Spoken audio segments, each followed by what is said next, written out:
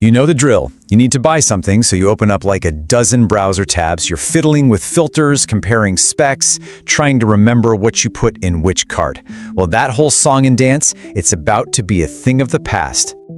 No, really, just think about that for a second. What if you could get exactly what you needed without ever having to visit a single product page or click a single add to cart button ever again? Because that's exactly where we are heading. The entire foundation of e-commerce is being ripped up and rebuilt around something much more natural, a simple conversation. The age of conversational commerce, well, it's not coming, it's here. All right, so let's get into this, because this is a massive power shift. We're moving from an internet of clicks and taps to an internet of conversations. And believe me, online shopping is ground zero for this entire revolution. I mean, this just says it all, right? We've all learned to live with the chaos on the left, that mess of tabs, trying to cross-reference reviews, losing your mind trying to compare prices.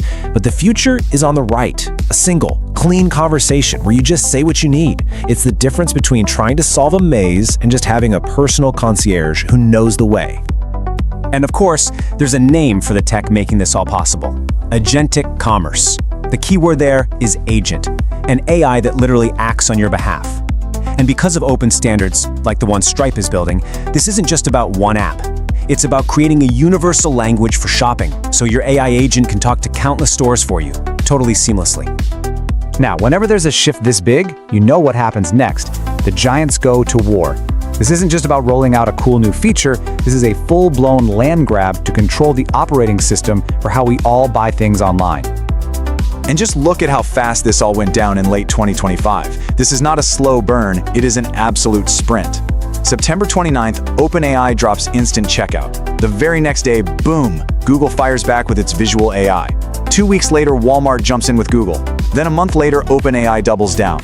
This isn't a war being fought over years, it's being fought in a matter of weeks. So let's break down the main armies on the battlefield. First, you've got OpenAI's ChatGPT. Its advantage? A massive built-in audience. Hundreds of millions of us already use it. Then you have Google. Their ace is that Gemini is baked into everything. Search, Android, you name it, it's just there. And then, of course, there's Amazon with Rufus, coming from a fortress of retail and delivery that's basically unmatched. Okay, so this is all great, but what does it actually look like for you, the person trying to buy something? And, just as important, what does it mean for all the businesses that are trying to get your attention? For you, the experience is incredibly simple. You just say what you want. Something like, hey, find me a really quiet, cordless vacuum for my apartment, I've got a dog. The AI then comes back with smart questions like, what's your budget? Or hardwood floors or carpet? Then it does all the heavy lifting, scouring the web, reading reviews, and it comes back not with 100 blue links, but with a simple, personalized guide just for you.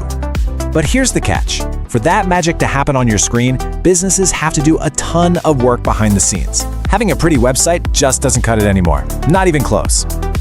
A business's website has to fundamentally change. It becomes a truth engine. It's not just for human eyes anymore. It has to be perfectly organized for an AI to read. That means your product data has to be spotless, your reviews have to be organized, even your creative has to be ready for a conversation. If your data is a mess, the AI is just going to skip right over you and recommend a competitor who has their act together. You basically become invisible. So you have to be asking, why now? Why is all of this exploding at this exact moment? Well, it's not a coincidence. What we're seeing is a perfect storm of two massive forces hitting at the exact same time: economic anxiety and huge tech adoption. First, the economy. Just look at these numbers from 2025. People are feeling the pinch. 78% are worried about groceries, 72% about other goods. We're all hunting for better deals and smarter ways to spend. That's created a huge pent-up demand for a better way to shop. And that demand is meeting a population that is totally ready. A staggering 61% of people in the US have already played around with generative AI. The learning curve is basically over. We're all comfortable talking to these things, which means we're ready for them to take on bigger jobs, like handling our money. And this quote from Wildfire Systems just nails it. It all comes down to one simple idea. People are pragmatic. We don't care about the fancy new tech for its own sake. We care about the payoff. Does it save me money? Does it save me time? Does it make me feel better about my purchase? If an AI can do that, people will use it. End of story.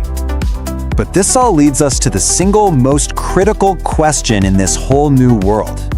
If an AI is your personal shopper, your gateway to buying things, who does it actually work for? Is it really on your side, working tirelessly to find you the best possible deal?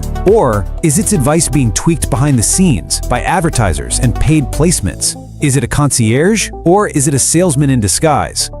This is the nightmare scenario, right? The fear, as this Reddit user puts it, is that this amazing new tool just becomes another way to silently manipulate you into spending more. That it becomes another great service that eventually gets in-shitified. But there's a really strong counter-argument. Another user points out that for a company like OpenAI, trust is their single most valuable asset. The whole reason they're successful is because people believe they get good answers. Why would they cannibalize all that trust just to run a few ads for a specific retailer? It would be a terrible business decision. And look, this isn't just a theoretical debate. The war has already started. Amazon is actively blocking OpenAI's web crawlers from scanning its product pages. They're building a walled garden to keep you inside their ecosystem, forcing you to use their AI, Rufus. The internet is already starting to fracture along these new lines. So as we stand here, on the edge of this new era, the tech isn't really the question anymore. AI agents can, and they will, shop for us. That's a given. The real defining question that we all need to start asking is, who is that AI really shopping for? Is it shopping for you or for someone else? Thanks for watching. Don't forget to like, subscribe, and share. It really helps the channel grow. See you in the next video.